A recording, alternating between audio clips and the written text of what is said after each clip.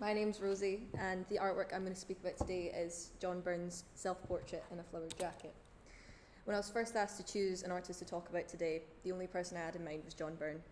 He is the epitome of what it means to be Scottish. He grew up in what has been described as Europe's worst slum, and Byrne defied all odds and became, in my opinion, Scotland's greatest artist. His life was rich with the influence that brought us his greatest works. He was born during the war in 1940 and grew up in one of the most deprived places in Scotland, Fergusley Park in Paisley, more commonly known as Figgy. Despite its terrible reputation, he loved it and described it as colourful, but he had a hard childhood. His mother suffered from what is thought to be schizophrenia, and between her going missing and his father also being admitted to hospital, he left school early and started work at a carpet factory nearby, a job which would inspire one of his greatest works. He was tutored by a designer at the factory who urged him to apply for art school, and he quickly left to study at the Glasgow School of Art in 1958, beginning his incredible career. I was first introduced to John Byrne by my art teacher, Mr. Simpson, but I wasn't interested in him then.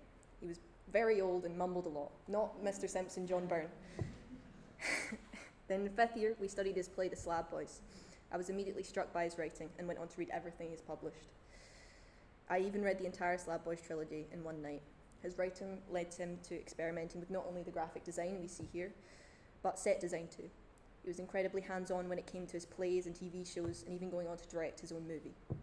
Having seen and read these projects, it's apparent that he was a born observer, with a real fixation upon capturing the human experience, may that be happy or sad.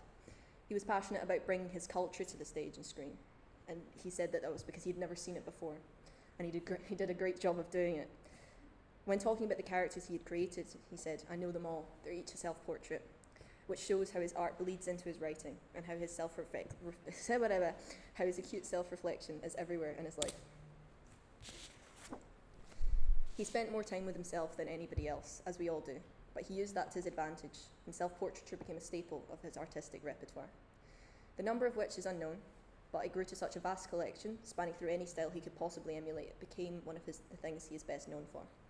He could produce a self-portrait in seconds, as well as using any material. As we can see here, whether in oils, acrylic, watercolour, or mixed media, he was able to create a masterpiece. When asked why he had this affinity to this certain type of piece, he said, "I know what I look like."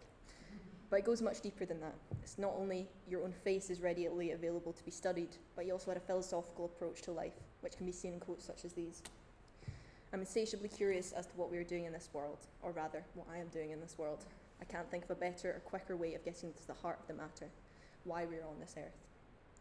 Byrne's work with portraiture opens doors to these questions as he regards the human form so intently. He suggests here that his relationship with art was almost religious, in the sense that the paintings he completed were more than just capturing his own likeness, but asking and answering the big questions of life.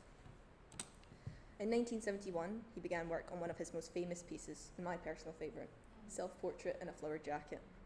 It was finished in 1973 upon his return from California, head full of peace and love and hippie culture, which can be seen in the psychedelic composition of a man in the clouds and the wild curly hair of the time.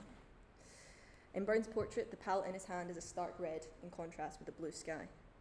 This shows us what defines him, as it is the most striking part of the painting and of his personality. Again, John is a born observer. His passion is capturing the human experience, carefully examining himself as closely as possible, doing so through the medium of his art. John Byrne once said, "We're complex beings," and I'm the most complex person I know. He always talked about capturing the spirit of your subject, and what is easier than capturing your own spirit. He had three main influences in his work: Henri Rousseau, Grant Wood, and Dürer. He wanted to produce something as solid as their work. These three paintings came together in Byrne's portrait and created a harmony of these different styles and techniques. From Dürer's self-portrait, we can see technicality and what is referred to as the corkscrew curls, translated in Byrne's own hair. The classical nature of Dürer's work is shown in Byrne's composition, a large figure dominating the foreground, sat straight and forward, as seen in thousands of classical portraits in the world. He takes this mundane and derivative style and pushes it in a new direction, using these influences. The influence of Grant Wood's American Gothic brings a Dürer mood to the painting. A strong and stoic stare of the couple are emulated in Byrne's work, despite the conflicting influence of the hippie culture of the 1970s. His favourite of the three was Rousseau, a painter who wasn't classically trained yet produced some of the most influential works of the post-impressionist movement in a primitive manner. We can see Rousseau's most famous works being paid homage to the flowers on his jacket in relation to Rousseau's junglescapes. The influence of Rousseau's painting, Myself, Portrait Landscape, is very clear. Not only is the blue sky and white clouds making an appearance in Byrne's portrait, but it is as though the figure itself has walked from Rousseau's composition to Byrne's. The same thick beard and moustache, same flat black jacket. Knowing John's life story and seeing him depicted as so tall, mighty, and almost regally royal looking in his expensive clothes, well-groomed hair, and a cracking moustache, would we have guessed the circumstances in which he grew up just by looking at this painting? He challenges the viewer with the stare lifted from Grant Wood's American Gothic.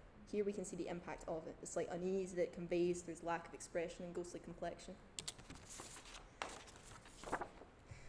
The floral pattern here on the jacket is the effect of Rousseau. The muted colours are a staple of his work. Byrne delicately paints the flowers as well as the lining of the jacket against the flat black, drawing the eyes down to the shiny gold buttons and finally to his hands. For a man from the toughest place in Glasgow to be wearing a flowery jacket is what makes John Byrne so different. He was a bohemian despite his early influences being anything but that.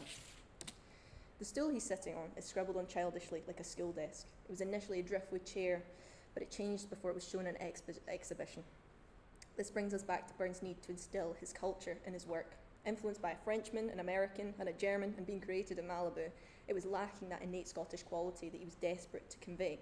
He replaced the chair with a wooden crate, vandalised and scribbled on. This draws the mind to being stuck in a classroom, the only thing to entertain you, the horrid language scrawled on the desk in permanent ink. Byrne went to one of the roughest high schools as far as the eye could see. Many alumni shot dead in unscrupulous circumstances. He was the first notable person to come from that school, and here we see it stays with him. The painting was unsigned, apart from the word Patrick, scrawled at the bottom. Patrick was a pseudonym Byrne used in order to make his art more appealing. After art school, John couldn't seem to sell any art, and his shows did not do well. The solution to this problem was to create an art persona called Patrick Byrne, an old man trying his hand at art instead of a specially trained artist. Seemed to intrigue people more. This got him his first ever solo exhibition in London, after his career soared, with the one downside being that many of his paintings are signed Patrick. We unfortunately lost John Byrne late last year, a true cultural and artistic symbol in Scotland gone, yet immortalised in his great works and his tributes to the people of Scotland. The legacy he has left is one of the great treasures of Scotland. John Byrne is the underdog. He believed in himself, as we all should, and he is my hero. And remember, Giotto was a slap one. Thank you.